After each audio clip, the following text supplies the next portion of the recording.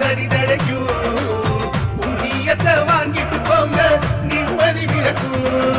வெள்ளை குதிரை ஏறி வரும் கருப்பசாமிதான் வெற்றி மாலை சூடி வரும் கருப்பசாமிதான்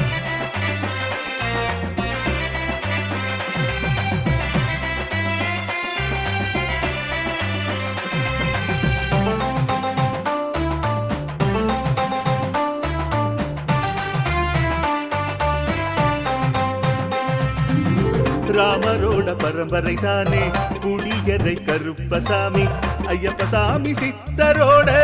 அருள்வாக்கு முழு முதற் கடவுளை வணங்கி அரோகரா என்று முழங்கி பாண்டி சித்தர்